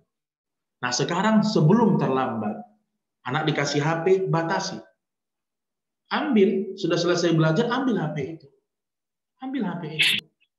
Dan berikan mereka waktu bermain, dikasih. Bukan tidak boleh bermain. Saya ketika baca kisah Musa, ini di luar tema sedikit, Musa ya, tentang Quran, dia boleh bermain di sore hari, tetapi di pagi hari dia sudah maksimal belajar. Karena anak-anak perlu bermain, jemaah. Anak-anak itu perlu, ini masanya dia bermain. Nanti ada masa di mana dia memahami apa yang dia hafalkan. Kasih waktu. Kalau dia mau main, silahkan dia main. Tapi ingat, ada pembatasannya. Nah ini mungkin cara yang semua kita sudah tahu. Tapi terkadang kita kalah sama anak. Saya pernah jumpa sama orang tua murid bilang gini, Ustaz, saya tahu Ustaz, saya harus batasi anak saya main HP. Tapi kadang-kadang saya kasihan Ustaz. Subhanallah. Kasihan anak saya itu lihat temannya megang HP. Nah ini, ya, ini cobaan untuk orang tua. Tetap harus kuat. Ya. Anak nangis, tahan, tahan, sabar. Tetap kita kasih mereka waktu bermain, tapi ada pembatasan. Ini yang pertama. Yang kedua, ini pondasi dasar jemaah. Doa sama Allah. Yang bisa buat anak kita hafal Quran, cinta sama Quran, bukan metode. Itu hanya bonus. Tapi kesungguhan kita mendoakan mereka. Saya sering dapat WhatsApp, Ustadz doakan anak saya hafal Quran. Boleh, bagus saya doakan. Tetapi doa Ustadz tidaklah lebih mustajab daripada doa bapak dan ibu sebagai orang tua. Ingat itu. Doa orang tua tuh lebih mustajab daripada doa Ustadz. Ingat jemaah. Seorang ibu, dia bangun di malam hari, dia doa sama Allah. Ya Allah, bukakan hati anakku cinta sama Al-Quran. Jauhkan anakku dari fitnah-fitnah dunia, ya Allah. Setiap hari ibu doa seperti itu, bapak doa seperti Allah nggak mungkin nggak kabulkan. Allah nggak mungkin nggak kabulkan. Tetapi kita ini berdoa setengah-setengah. Itu dari Anda. Wallahu a'lam bishawab. Pertanyaan Ustaz, Masya Allah. Berikutnya, Bismillah, semoga Allah senantiasa menjaga dan memberikan kesehatan untuk Ustadz. Amin. Ustadz, bagaimana kita untuk selalu meluruskan niat kita ikhlas untuk Allah, untuk menghafal dan mendidik anak kita untuk menghafal Al-Quran? Ustadz, anak-anak 4 tahun, bagaimana jika anak murojaah sambil bermain? Tafadhol Ustadz. Umur 4 tahun. Baik. Pertama masalah niat dulu. Ini saya sampaikan masalah niat bukan berarti saya sudah ikhlas. Enggak. Ikhlas ini belajar seumur hidup. Belum tentu saya lebih ikhlas daripada bapak ibu. Boleh jadi ibu dan bapak lebih ikhlas daripada saya. Tetapi ilmu yang para ulama sampaikan kepada kita, keikhlasan itu akan mudah kita raih kalau tujuan kita itu selalu akhirat. Ingat akhirat. Dan jangan pernah sedikit pun mengharapkan pujian orang. Jangan pernah. Jangan pernah sedikit pun mengharapkan pujian orang. Dan orang bisa ikhlas biasanya kalau pujian dan celaan sama saja bagi dia. Mau dipuji, mau dicela, yang penting saya di atas kebenaran. Itu ikhlas. Dan ikhlas ini belajarnya seumur hidup. Nah, bagaimana cara mengatur niatnya? Mengatur niatnya adalah Niatkan kita menghafal Quran dengan keutamaan yang telah Nabi sebutkan. Contoh, saya baca Al-Quran supaya Quran menjadi syafaat saya besok di hari kiamat. Anak saya menghafalkan Al-Quran agar besok ketika saya meninggal dunia, anak saya memberikan cahaya kepada saya, memberikan syafaat orang beriman kepada saya. Antum tahu hadis Nabi Shallallahu Alaihi Wasallam ketika ayah dan ibu dimasukkan ke dalam neraka. Ini hadis yang sahih. Kemudian Allah angkat ayah dan ibu ini. Allah tanyakan, wahai fulan, wahai fulan, apa yang telah kau lakukan di dunia? Disebutkan dosa-dosanya. Kemudian tiba-tiba Allah Subhanahu wa taala mengampunkan dosa ayah dan ibu ini. Kata mereka, ya Rabb, kenapa kau ampunkan dosa kami? Kata Allah Subhanahu wa taala, karena anak-anakmu di dunia menghafalkan Al-Quran. Cinta kepada Al-Quran. Kemudian Allah memasangkan mahkota kemuliaan kepada ayah dan ibunya karena sang anak ini cinta sama Al-Quran. Mungkin di dunia kita nggak terlalu, bukan tidak terlalu ya. Mungkin kalau ada anak yang hafal Quran, mungkin di mata kebanyakan manusia itu bukan sesuatu yang spesial. Itu menjadi spesial di mata orang-orang yang paham dengan agama. Karena orang sekarang lebih senang anaknya main di panggung, juara 1, main band, main musik. Orang bangga, masuk TV. Tapi pandangan kita bukan itu. Kita menspesialkan anak-anak yang hafal Al-Quran. Nah, untuk anak usia 4 tahun, ya, bermain dengan Al-Quran memang seperti itu. Ya. 2 tahun ke atas itu udah bisa kita arahkan mereka dengan Al-Quran. Sampai 5 tahun. Itu mereka sambil bermain, mungkin sambil mereka main-mainan, mereka kita bacakan Al-Quran, dia ikut-ikutan, walaupun nggak terlalu jelas yang dia ucapkan. Nggak apa-apa. Nggak apa-apa. Tapi ini suatu berefek sama dia ketika dia sudah dewasa. Nggak apa-apa. Ya. Hidupkan murotal, dia dengarkan itu, dia ulang-ulang, nggak ada masalah. Itu akan berefek kepada kejiwaannya.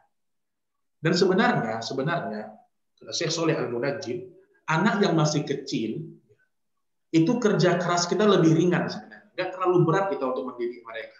Asalkan kita mencontohkan.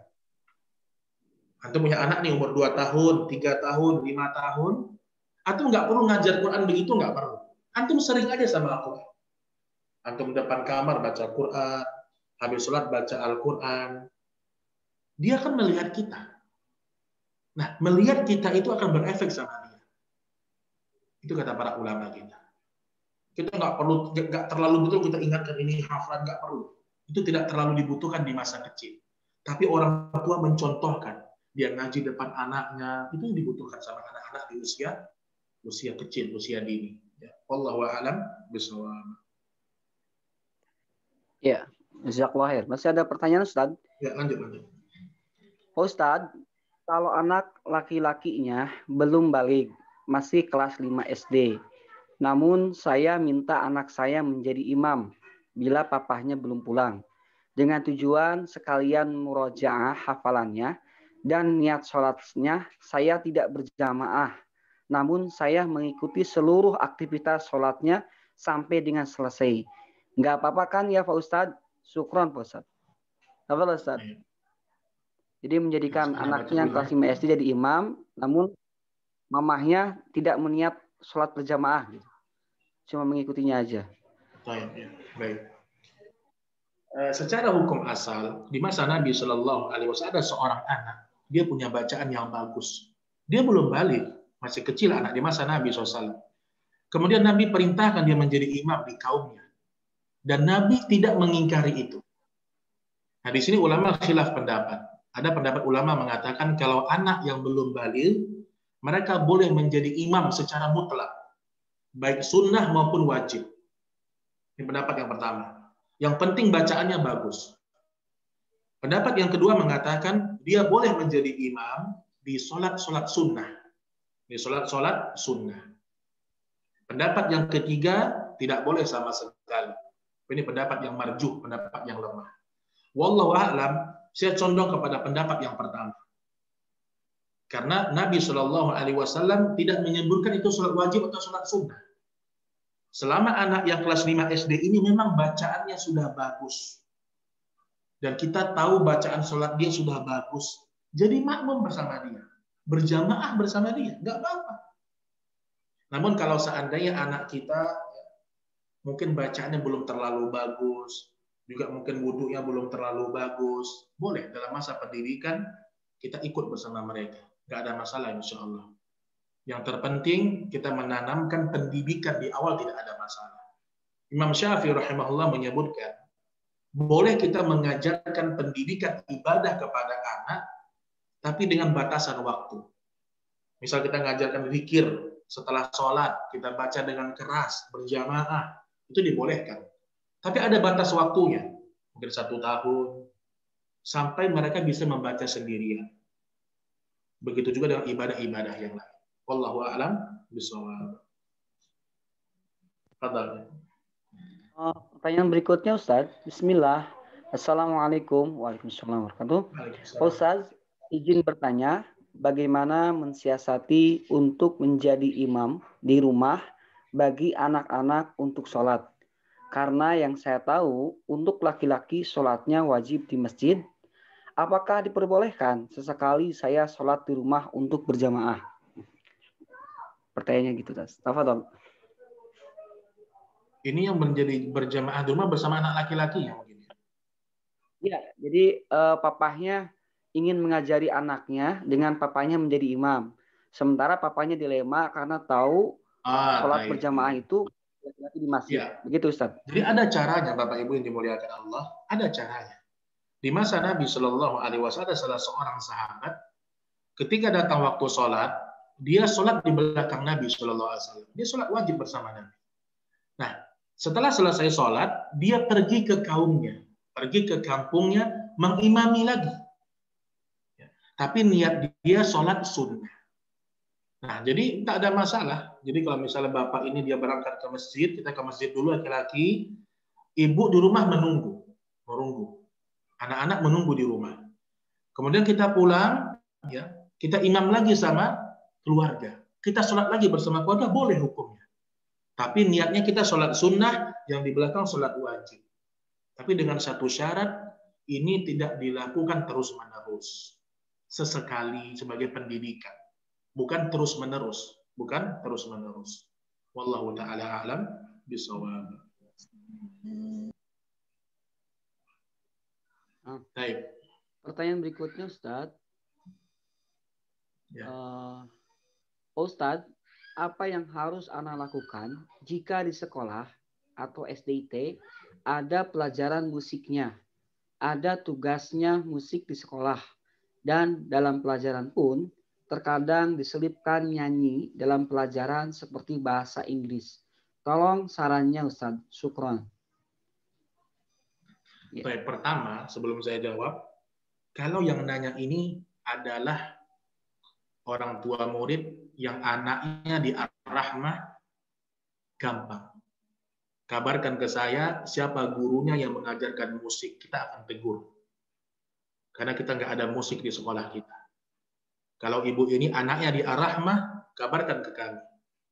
Karena kami bertanggung jawab terhadap pendidikan untuk tidak mengajarkan musik di sekolah kami. Itu kalau di sekolah tempat kita belajar. Tapi kalau ini di sekolah luar,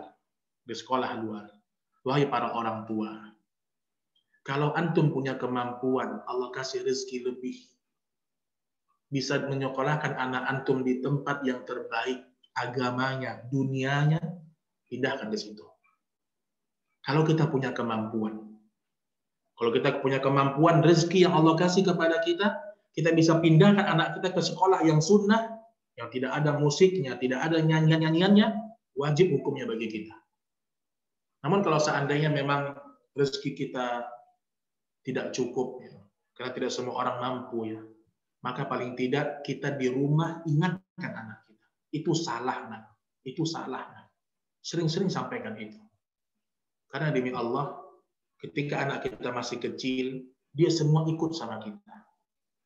Kalau dari kecil dia diberikan hal-hal yang salah, kita diam, Kita bertanggung jawab kepada Allah di hari kiamat. Maka anak katakan, kalau antum punya rezeki, Allah kasih antum rezeki, cari sekolah yang nggak ada musiknya. Pindahkan. Karena Allah tanya antum besok di hari kiamat. Kullukum ra'in wa kullukum mas'ulun an ra'iyati. Setiap kita ini pemimpin. Dan kita mimpin keluarga kita, wahai para laki-laki. Kita tahu sekolah ini merusak agama anak kita. Kenapa kita biarkan? Cari sekolah yang lebih baik. Kalau kita punya rezeki. Tapi kalau tidak, doa sama Allah agar diberikan rezeki dan kita perbanyak mengajarkan mereka di rumah, ingatkan mereka dengan kitab Allah Subhanahu wa taala. Kalau ibu punya kemampuan lebih, berani menyampaikan kebenaran, sampaikan kepada sekolah itu. Iqamatul hujjah. Cari dalilnya tentang haramnya musik, sampaikan kepada guru itu. Kalau dia menolak, alhamdulillah, kita sudah sampaikan. Kalau dia menerima, itu yang kita harapkan. Tapi kita sudah melepas kewajiban kita mengingkari apa yang kita lihat dari sebuah kemungkaran. Wallahu a'lam bishawab. Berikutnya Ustadz, Masya Allah ini pertanyaannya terus bertambah Ustadz. Ada pertanyaan lagi. Assalamualaikum Pak Ustadz. Waalaikumsalam warahmatullahi wabarakatuh. Dalam situasi seperti pandemi ini, bagaimana menjaga konsistensi untuk belajar dengan guru yang terbatas waktu dan nggak bisa tatap muka? Dan bagaimana agar anak-anak di usia bermain agar tidak cepat bosan dan mudi? Pertanyaannya seperti itu, Ustaz. Dimasuk online ya? Iya. Ya, jadi supaya istiqomah belajarnya dengan kondisi serba terbatas gitu. Dan menjaga anak moodnya agar tetap bagus. Kurang lebih seperti itu pertanyaan. Tafadhol. Barakallahu fiik ya. Inilah tantangan kita di masa sekarang memang ya. Memang karena sesungguhnya Al-Qur'an ini sebenarnya dia dipelajari dengan offline. Itu hukum asalnya. Quran ini maksimalnya dengan offline. Jumpa sama guru itu yang paling maksimal. Tapi qadarullah ya. Di masa sekarang kita seperti ini. Nah, bagaimana cara-cara langkah-langkahnya? Maka tetap saya sampaikan tadi, apa yang telah guru sampaikan di sekolah, khususnya Al-Quran, kita ulang lagi sama anak kita di rumah. Kita yang mengoffline-kan anak-anak kita. Itu tugas kita sebagai orang tua. Capek Ustadz, memang seperti itu pendidikan Al-Quran. Capeknya sebentar, jemaah. Maka anak sampaikan tadi, ya, kalau online pagi sudah online anak-anak kita, paling tidak ba'da maghrib, itu waktu anak kita setor sama kita. Kalau kita nggak hafal, kita buka Al-Quran. Itu yang bisa kita lakukan di masa sekarang. Ya. Hanya itu yang bisa kita lakukan. Adapun bagaimana supaya mereka istiqamah, ya, istiqamah. Ingat jemaah yang dimuliakan Allah, istiqamah itu maknanya bukan berarti meningkat terus. Hari ini hafal 1 ayat, besok 2 ayat, besok 3 ayat, tidak. Bukan itu istiqamah. Yang namanya istiqamah ketika seseorang bisa konsisten dalam kebaikan. Misal, anak kita mampu 1 ayat, udah 1 ayat 1 hari. Yang penting konsisten. Satu ayat 1 hari, 40 hari udah nambah selesai. Subhanallah. 1 hari 1 ayat nambah selesai anak kita. 1 hari 1 ayat. Maka yang paling penting itu adalah konsistensi ketika menghafal Al-Quran. Nah itu dia yang bisa kita lakukan di masa-masa sekarang. Kemudian juga bisa kita perdengarkan video-video Al-Quran kepada anak kita. Memang di masa online seperti itu. Ya. Itu yang bisa kita lakukan. Ba'da maghrib ngaji sama anak. Semua ngaji sama anaknya. Ba'da maghrib. Mulai dari sekarang, ba'da maghrib TV mati. HP mati. Pintu tutup semuanya, ngaji fokus di satu ruangan, semua di situ baca Al-Quran. Konsisten. Insya Allah akan berbuah hasil, insya Allah. Wallahu ta'ala alam bisawab. Ini pertanyaan berikutnya, ini sepertinya dari akun Pekanbaru, Ustaz. Baik. Pertanyaannya, Afwan Ustaz, kalau boleh, Ana minta yang untuk bisa anak-anak hafal Al-Quran seputaran Rumbay Pekanbaru. Ya, minta dicariin guru ustazah. Akhwat nih ya, saja ustazah yang bisa ngajar Al-Quran di daerah Rumbay, Pekanbaru. Barangkali nanti itu bisa langsung jalur pribadi, Ustaz ya. Baik, baik. Barakallahu fiik. Ya, barakallahu fiik. Pertanyaan berikutnya, jazakallahu khairus ilmunya Ustaz dan panitia, afwan analek dan wa iyyakum. Ada pertanyaan berikutnya Ustaz. Assalamualaikum Ustaz. Ini seperti dari SMP ya. Saya mau menanyakan tentang hukum-hukum ketika orang membaca Al-Quran di atas kuburan. Soalnya realita yang ada masih banyak sekali yang melakukan hal-hal tersebut. Apalagi di daerah saya, khususnya di NTB, masih ada seperti itu Ustaz. Tafadhol, terkait hukum membaca Al-Quran di atas kuburan. Subhanallah. Itu ngapain kita ke kuburan baca Al-Quran? Lihat kata Nabi Shallallahu Alaihi Wasallam, baca Al-Quran di rumah kalian. Jangan sampai rumah itu seperti kuburan. Lihat itu. Hadis Nabi apa? Baca Al-Quran di rumah kalian. Jangan sampai Al-Quran itu jangan sampai rumah kalian menjadi seperti kuburan. Artinya apa? Rumah kita, tempat kita membaca Al-Quran. Maka hukumnya tidak boleh kita membaca Al-Quran di atas kuburan. Apalagi mengkhususkan ibadah tersebut. Ibadah tersebut. Baca Quran di masjid, baca Quran di rumah, itu yang paling utama. Adapun mengkhususkan baca Quran di atas kuburan, bid'ah, tidak boleh. Karena kuburan itu bukan tempat baca Al-Quran. Betul kita baca Quran dimanapun iya. Sedang jalan kita baca Quran. Tapi menyengaja datang dari rumah, sengaja niat baca Quran di atas kuburan. Ini nggak boleh sama sekali. Tidak boleh sama sekali. Kami ingin mendoakan orang tua kami yang sudah meninggal, Ustaz. Bangun malam tahajud. Doa itu akan lebih dahsyat ketika sholat daripada di luar sholat. Dan insya Allah antum sebagai anak, kalau antum punya orang tua yang sudah meninggal dunia, tanpa antum harus niatkan, ya Allah, ini saya baca Al-Baqarah untuk ayah saya. Antum nggak perlu ngomong seperti itu.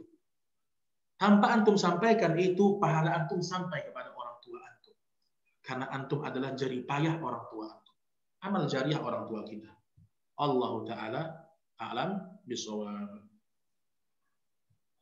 Baik.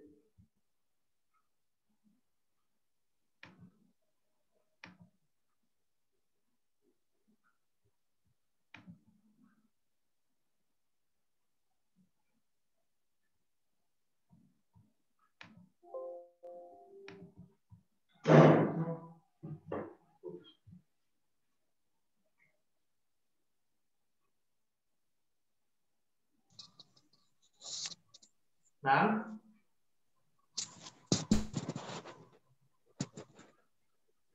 ayo.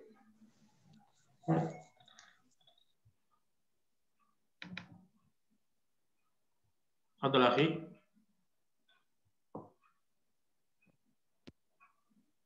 Ya, tadi bagaimana caranya mengajari anak usia dini untuk menghafal Al-Quran?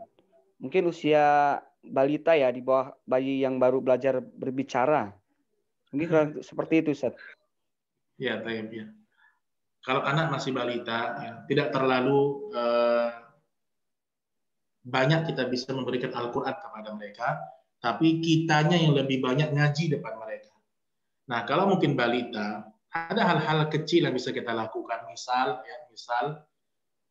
ada surat pendek nih, Qul huwallahu ahad.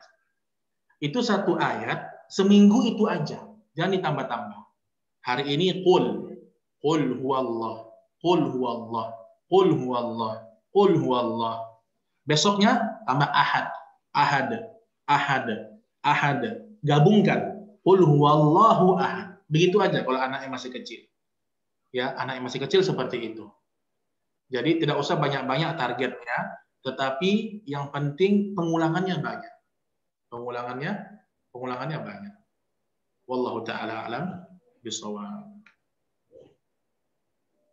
Ya, Ustaz, ini masih ada 2 pertanyaan lagi. Kita Ya, selesaikan silakan. dulu atau bagaimana, Ustaz? Baik, nanggung boleh. Baik. Oke. Assalamualaikum, Ustaz. Waalaikumsalam. Saya mau bertanya, saya adalah ibu dan anak saya adalah ibu dan anak saya perempuan usia 6 tahun. Saya ingin mengajarkan anak saya sholat berjamaah. Akan tetapi dia sholat kadang masih belum bisa khusyuk, kadang gerak-gerak atau bahkan kadang bercanda. Bagaimana harusnya saya untuk menjadi imam? Haruskah tetap niat menjadi imam ataukah niat sholat munfarid? Ya, mengimami sholat ya anak-anak yang belum bisa khusyuk. Apakah niatnya sholat Anaknya berjamaah umur atau berapa? munfarid? Kurang lebih seperti itu. Anaknya umur berapa?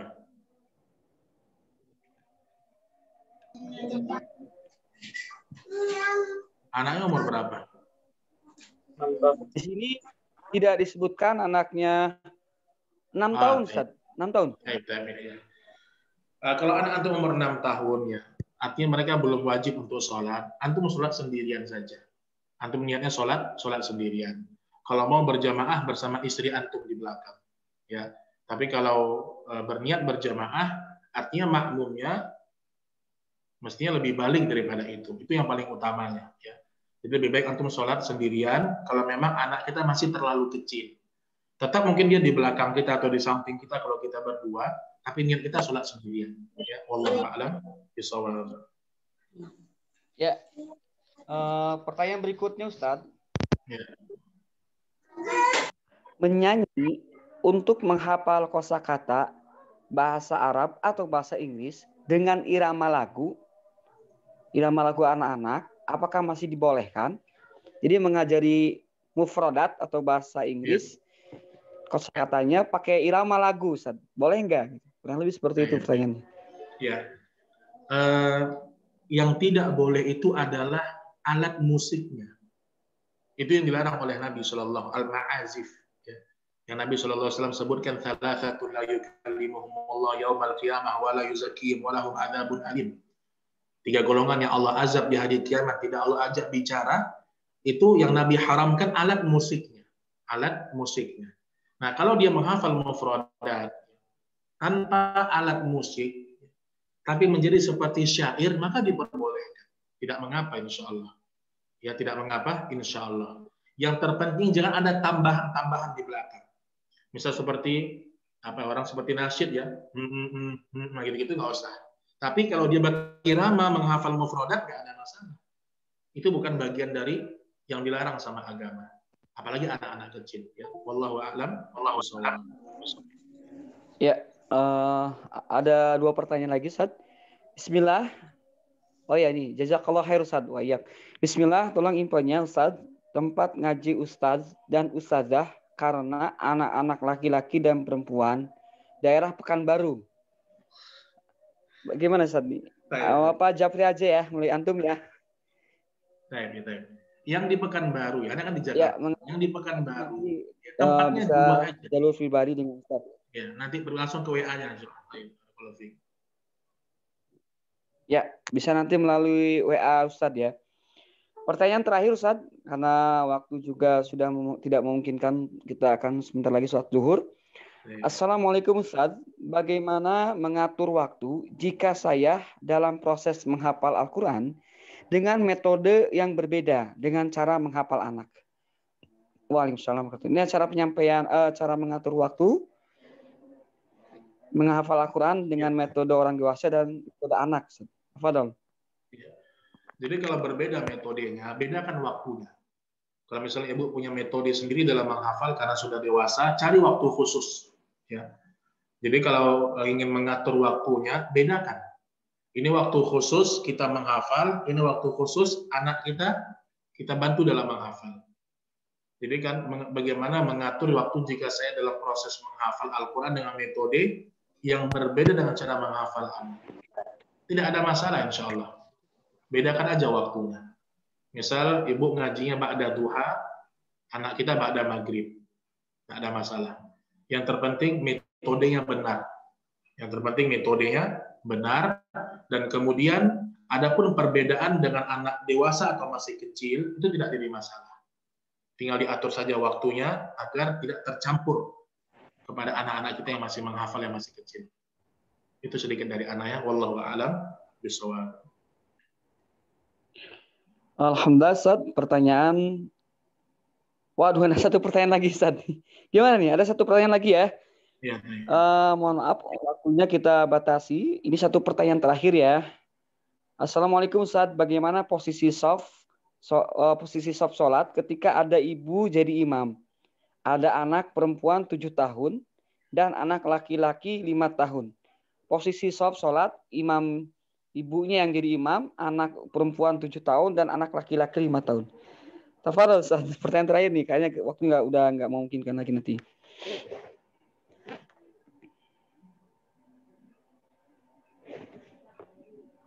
Suara itu putus-putus, Masya Allah. Ya, Afwan, ini karena ada sempat gangguan sinyal ya.